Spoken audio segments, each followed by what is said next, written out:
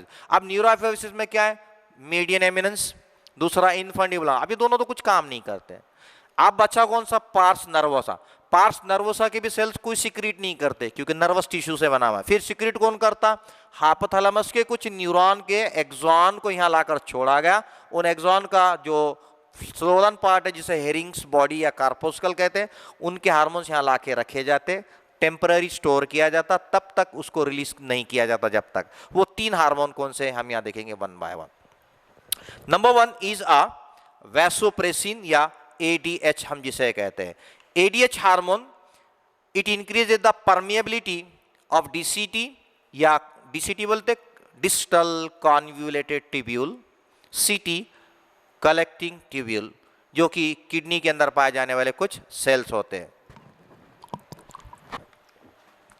ADH का काम क्या है, जैसे कि अभी गर्मी के दिन चल रहे, समर सीजन है, हम सुबह में पानी पी लिए लेकिन किसी वजह से पानी अवेलेबल नहीं होने से, या आप फास्टिंग में है, उपवास में पानी नहीं पी पा रहे, तो पानी नहीं पी, यूरिन बन गया। सुबह में जो आपने वाटर पी लिए थे वो यूरिन बनाने में यूज हो गया, लेकिन एक्सेस वाटर चला गया और पानी ऊपर से आप नहीं पी रहे, तब पानी की अवेलेबिलिटी कम होने से स्ट्रेस कंडीशन तैयार हो जाती है।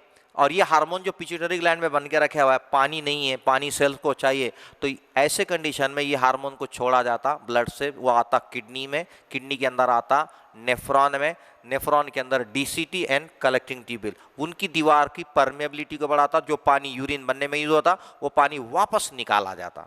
माना जो यूरिन डाइल्यूट बना था उसको एंटी डाइल्यूट, माना उसके खिलाफ अगेंस्ट में काम करता पानी निकालने का, इसलिए इसका नाम एंटी, मतलब हम बोलते हैं ना एंटी इंडियन, एंटी मतलब के अपोज में करना, एंटी डाइल्यूट यूरिन। और इसका नाम वैसोप्रेसिन भी है।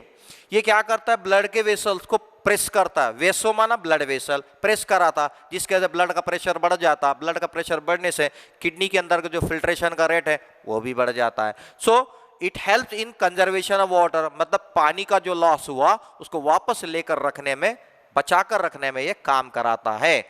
यहां पर है, ये है PCT, ये लूप ऑफ हेनले, ये है DCT इसकी दीवार, और ये CT कलेक्टिंग ट्यूब्यूल यहां पर करता है। Then it also constricts the blood arterial, जैसे कि हमने देखा वैसोप्रेसिन क्यों नाम रखा हुआ है, क्योंकि ब्लड वेसल को कॉन्स्ट्रिक्ट कराता है, ब्लड का प्रेशर बढ़ाता है, फिल्ट्रेशन का रेट ऑटोमेटिकली वहां बढ़ जाता है। और ये पूरा काम जो है, इसका सिक्रीशन जो है फीडबैक मैकेनिज्म पे होता है। जैसी बॉडी फ्लूइड का osmolarity, pH, osmolarity sorry not pH, osmotic pressure, osmosis मतलब गाढ़ा हो गया या पतला हो गया, गाढ़ा होना यानी मोर ऑस्मोलैरिटी हो गई, और पतला हो गया माना ऑस्मोटिक प्रेशर कम होता। प्रेशर में चेंज आया कि वो फीडबैक मैकेनिज्म से ऑर्डर रिसेप्टर से पहुंचता है, रिसेप्टर उसको आइडेंटिफाई कर लेते कि पानी कम हुआ तो लगे ADH को छोड़ दिया जाता। जैसे ADH से पानी वापस वापस वापस आ गया, अब पानी बहुत होगा तो ऑर्डर आता कि नो नीड ऑफ वाटर, तो ऊपर से ऑर्डर आता रोक दो, आप मत सिक्रीशन छोड़ो। ये सारा फीडबैक मैकेनिज्म पे चलते रहता है। देन अगर ये हार्मोन, कौन सा hormone, ADH, anti diuretic hormone, किसी इंडिविजुअल में, किसी ह्यूमन में अगर इसका लेवल कम हो गया, सिक्रीशन ही कम हो गया, तब वहां पर वो पेशेंट सफर करता है एक डिसऑर्डर से जिसका नाम है डायबिटीज इंसिपिडस। अब हम डायबिटीज बोले तो ये समझते शुगर की बीमारी, लेकिन वो डायबिटीज मेलिटस है और ये डायबिटीज इंसिपिडस। इसके अंदर होता क्या है कि वो पेशेंट के अंदर जो यूरिन के जरिए से पानी पानी पानी लॉस होते जाता है, क्योंकि पानी निकाला नहीं जा रहा है, इससे लॉस ऑफ वाटर बहुत ज्यादा होता है थ्रू द यूरिन। इसे कहते हैं पॉलीयूरिया, पॉली माना बहुत, यूरिया माना बहुत ज्यादा यूरिन बनते जाता, निकालते जाता, इसे हम डाइल्यूट यूरिन कहते हैं। अब ऐसा पेशेंट, इसका यूरिन बार बार पानी लॉस हो रहा है, तो वो पेशेंट को बार बार प्यास लगना शुरू होती है, ये सिम्टम्स हैं। अगर उन्हें बार बार पानी पी रहा, माना उसके बॉडी से पानी का लॉस यूरिन से हो रहा है, इसे इंक्रीज थर्स्ट होती है, इसे कहते हैं पॉलीडिप्सिया कंडीशन। देन अगर ये किसी में सिक्रीशन बहुत ज्यादा हो रहा है, कम हुआ तो भी नुकसान है, ज्यादा हुआ तो भी नुकसान, नॉर्मल रेंज होना। अगर ये बहुत ज्यादा सिक्रीशन हो रहा है तो ऑटोमेटिकली क्या हो रहा है, वो चुप तो भी पानी निकाल रहा है, पानी निकाल रहा है, पानी बार बार निकालने की वजह से उस पेशेंट का यूरिन लेवल कम हो जाता, गाढ़ा, अक्सर हम देखते हैं कि यूरिन का रंग डार्क पीला हो जाना है और बहुत थोड़ा सा यूरिन निकलना, और यूरिन करते वक्त थोड़ा सा जलन जैसा या थोड़ा सा कुछ बर्निंग सेंसेशन होता है। इसकी सिम्टम्स ये है, इस हार्मोन के ज्यादा बनने की वजह से होता है। So this is the first hormone. Second hormone है ऑक्सीटोसिन हार्मोन, जिसको बर्थ हार्मोन भी कहते हैं। Very interesting. हार्मोन बनाकर रखा जाता है, लेकिन इसको तब रिलीज किया जाता है जब इसकी जरूरत है, जब इसका रिक्वायरमेंट है। कब छोड़ा जाता है और कहां कहां इसका इफेक्ट होता है? It stimulate the powerful contraction of uterus की एंडोमायोमेट्रियम में at the end of gestation to initiate the labour pain for normal delivery of baby. अक्सर हम कहते हैं ना कि लास्ट जो प्रेगनेंसी का स्टेज होता है, आखिरी हफ्ते में फीमेल के अंदर बहुत ज़्यादा दर्द शुरू होता है, वो दर्द होता है और जिसके बाद उसको डिलीवरी के लिए हॉस्पिटल लेकर, लेकिन वो दर्द होने की वजह क्या है? ये हार्मोन, ये ऑक्सीटोसिन हार्मोन ऑर्डर छूटता है। ऑर्डर आने के बाद वो क्या करता है? यूटेरस जो बच्चेदानी है उसको, मसल को खींचना शुरू करता, दबाना शुरू करता, पुश करना शुरू करता। उसी को हम कहते हैं जिस लेबर पेन कहते हैं, उसे कॉमनली पेन चालू होना लेबर पेन कहते हैं। क्यों?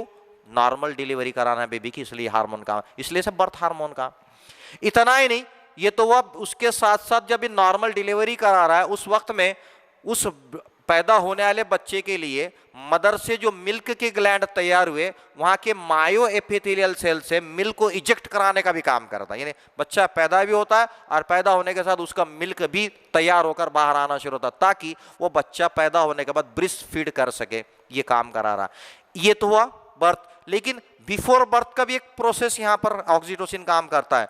After the sexual contact, fertilisation कराने में भी, कि अगर फीमेल पेनिस से वजाइनल ट्रैक में अगर स्पर्म रिलीज किए जाते हैं तो स्पर्म को ऊपर ट्रैवल करना पड़ता है फैलोपियन ट्यूब से ओवम तक, लेकिन ऊपर जाने के लिए यूटेरस को कॉन्ट्रैक्ट कराने का काम ये हार्मोन कराता है। इसलिए इसका हेल्प काम to contract the uterine muscular, just it helps to move the sperms toward the fallopian tube. तीसरा एंड द लास्ट हार्मोन, जिसके बारे में ज्यादा डिटेल्स नहीं है, ऐसा समझा जाता है, डिटेल्स नहीं है बट ऐसा मानते हैं कुछ साइंटिस्ट कि ये काम कराता है contraction of jejunum, continuous contraction of jejunum. अब जेजुनम क्या है?